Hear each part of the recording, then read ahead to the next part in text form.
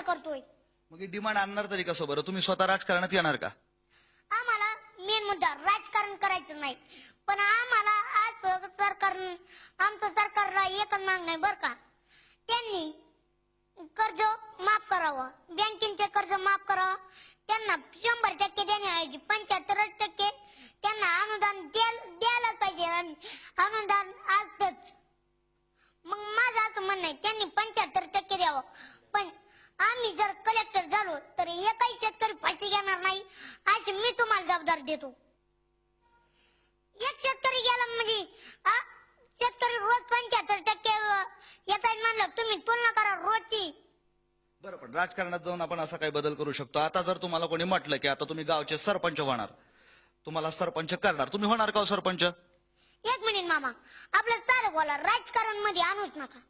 मला राजकारण करायचं नाही, मला राजकारणाची काही संबंध बी नाही. मी केवळ एक शेतकऱ्याचा मुलगा आहे, मला शेतकऱ्याची समस्या मानायची. पण शेतकऱ्याच्या समस्या जर राजकारणात गेले तुम्ही तर अधिक चांगल्या सुटतील असं नाही वाटत तुम्हाला? अजिबात नाही सुटत. राजकारणात शेतकरी राहतच नाही. राजकारणात मोठे मोठे लोक राहतात. शेतकऱ्याला कुणी डिमांड द्यायला नाही. शेतकऱ्याला डिमांड कधी आहे? राजकारण जवळ आल्यावर, त्याच्याकडून मतदान घेण्यासाठी. बरं, म्हणजे शेतकरी हा फक्त मतदानासाठी? हा, मतदानासाठी त्याचा उपयोग केला जातो. मला एक असंच उदाहरण द्यायचं आहे. आज ऊस तोडायची पोरं बघा, काही त्यांची अवस्था राहू राहिला घर नाहीत. आपल्या शेतकऱ्याला राहिला घर नाहीत. लेकरा बाळाचे किती हाल होते असं मला सांगायचंय. तुम्ही मागल्या पंधरवाड्यात गायची किंमत बघा ना आजची गायची किंमत बघा. आज तुम्ही सांगा दुधाला बाजार नाहीत, शेतकरी खटकाला गुरा देतोय.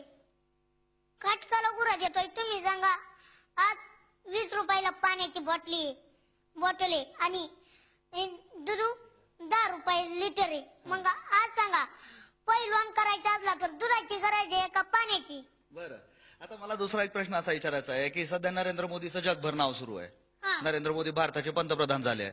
तर आता नरेंद्र मोदी तरी देशाची परिस्थिती बदलतील असं वाटतं तुम्हाला? काय दिसतं चित्र? अहो, मी काय सांगतोय, कुणाला चालू नका मध्ये बर का. आम्हाला कुणाच्या आशा नाही. आम्हाला फक्त सरकारला आम्हाला जागा करण्याचा प्रयत्न करायचंय. सरकार असं का करताय बरं? इथून मागची पिढी गेली, आमच्या पिढीचं काय होणार आहे तुम्ही सांगा. बोर पुढच्या आठवड्यात जात्या, मग पिकाचं जाऊन द्या, गुरांचं जाऊन द्या, प्यायला पण नाही राहिलं, मग त्या जनावरांचं कसं व्हायचं?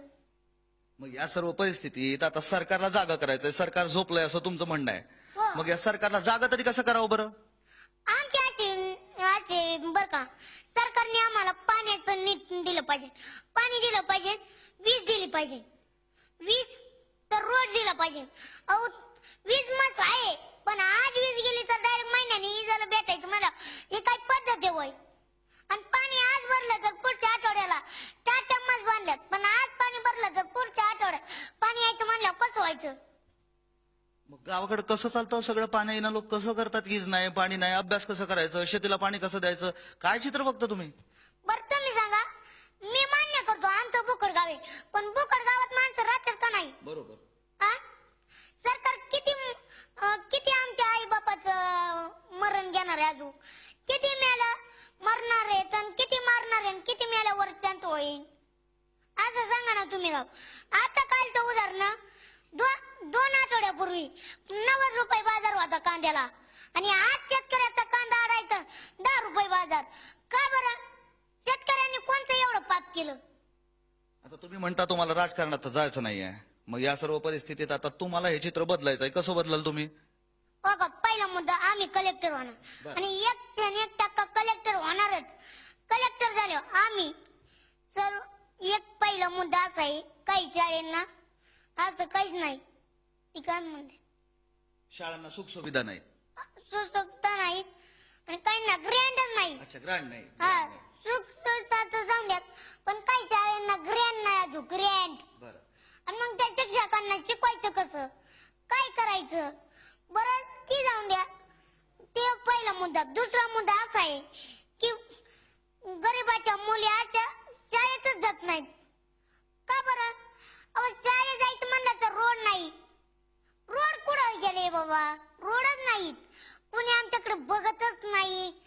काय बुकड गाव असलं तरी काय माणसाच्या ना मग त्यांच्याकडे बघाय काय जर बरं मतदान जवळ आल्या बुकड गावाचं कसं ध्यान होतं तेव्हा नाही का आता ध्यान होत.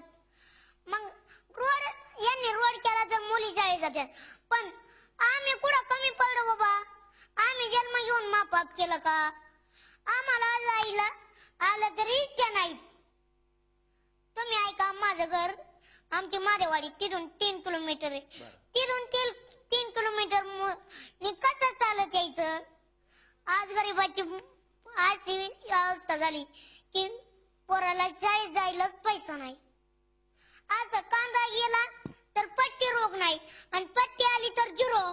मग शेतकऱ्यांनी गळपास घेईन का नाही. बरं घनश्यामराव मला सांगा मग सध्या आता ही परिस्थिती तर लय वाईट आहे. तुम्ही म्हणता राजकारणात बी जायचं नाही पण ही परिस्थिती बी बदललीच पाहिजे बरोबर आहे की नाही. तर मग सध्या आता ही परिस्थिती तुमचं लय नाव आहे गावाकडे तुमचं लोक ऐकतात. मग ही परिस्थिती बदलण्यासाठी आता तुमचे काय प्रयत्न सुरू आहे सांगा बरं मला. सध्या तुम्ही गावागावात सभा घेता लोकांशी बोलताय गप्पा मारताय बरोबर. मग यातून लोकांना काय सांगताय तुम्ही. ऐका मामा लोकांची सभा घेतोय पण ही सारा पोर खेळ झाला का नाही.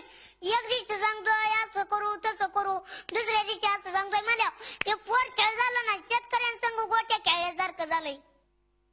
पण तुम्ही तर राजकारण्यांना सांगताय ना की शेतकऱ्याची ही अवस्था आहे कोणी लक्ष बी देत नाहीये. मग आता बदल करायला काय करायला हवं तुम्हाला काय वाटतं तुमचं मत सांगा ना मला. आम्ही कलेक्टर होणार आणि बदल करणार शेतकऱ्याला. आम्ही त्याच मानेने जगायला लावणार. योग मनाचा ठाम निर्णय घेतलाय. कारण यो निर्णय नसता घेतला तर आम्ही इथभर आलो असतो का. बरोबर. आम्हाला वाटत होतं सरकारला उशीर कळून द्या तीच असे. झी 24 तास रहा एक पाऊल पुढे.